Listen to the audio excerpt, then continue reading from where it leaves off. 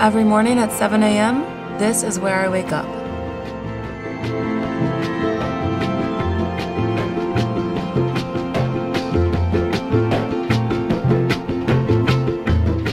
After I brush my teeth and try to avoid electrocution by a high-powered shower, I head downstairs for breakfast.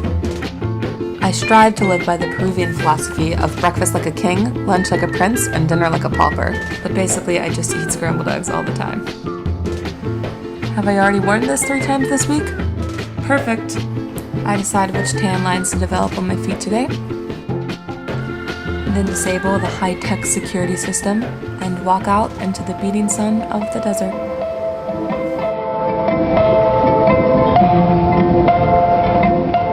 Here is Villa Salvador, a district of the sprawling capital of Peru.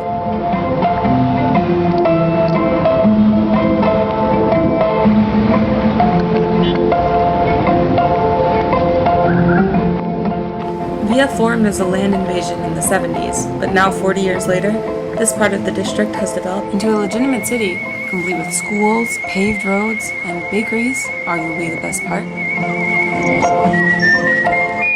I normally like to walk to work every day, but if I'm running late, I'll catch a 30-cent motor ride up the hill to the community where I volunteer. Villa's success as a land invasion has attracted more landless poor. So as it has grown, more new land invasions have developed on its outskirts in a ripple effect of plywood homes and sandy streets. La Encantada is one of these newer communities, so many families still don't have land titles, and up here, the paved roads turn into bumpy moto-taxi roller coaster tracks.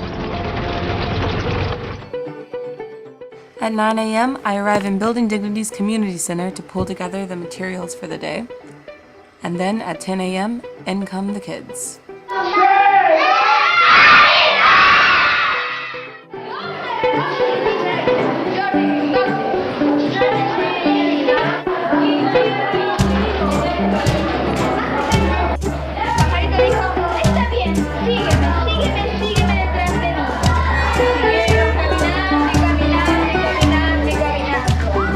It's currently summer here in Peru, so every day we run free workshops for kids, from chocolate making to science to sports to drama.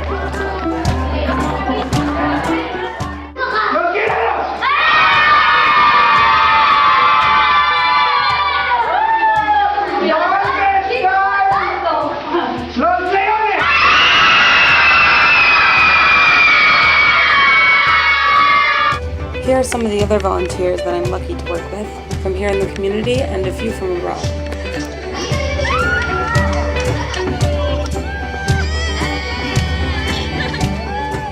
At noon, the morning taller is over, and I head higher up into La Encantada for lunch.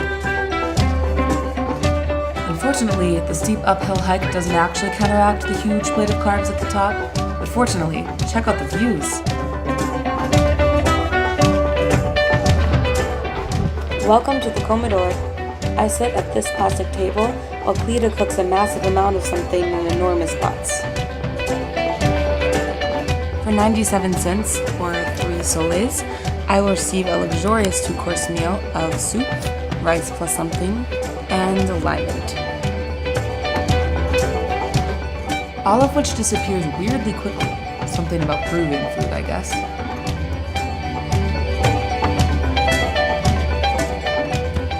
I love the comedor. I can chat with vecinos, try to spot which squat gray rectangle is my house, or sneak rice to Tomas the cat.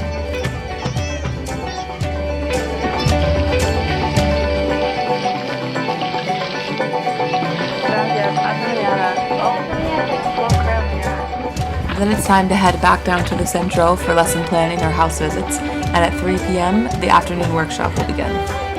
Here at Building Dignity, I teach 1st and 2nd grade math, 5th and 6th grade creative writing, a photografia and video workshop, and guitar. And I also help out with the young leadership program called Voices of Youth, and an urban exploration group. And on my days off, I'm free to explore Lima.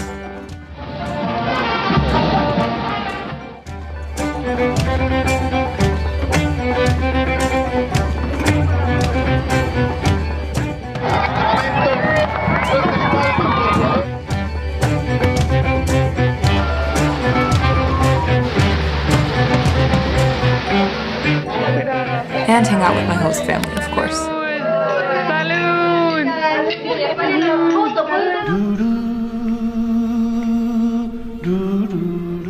Around 5 or 6 in the evening, I walk the 2.7 kilometers back home.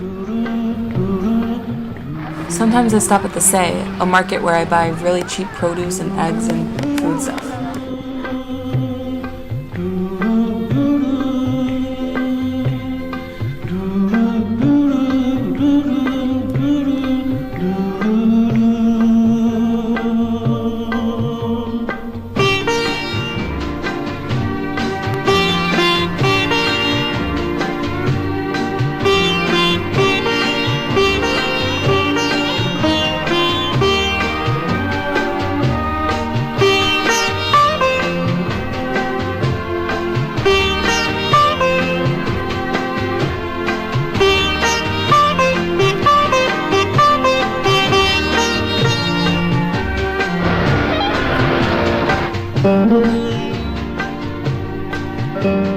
What's up, local park sheep?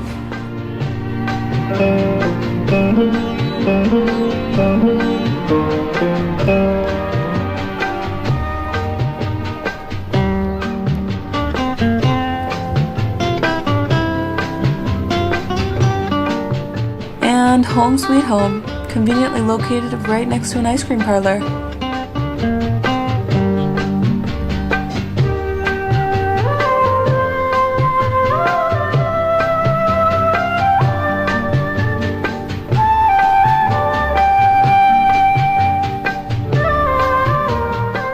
Home, it's dinner time.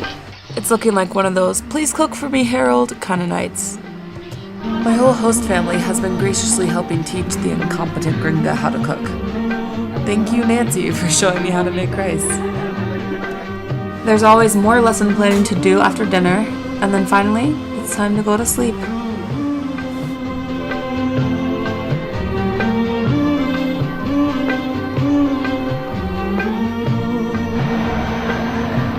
Buenas noches, Via.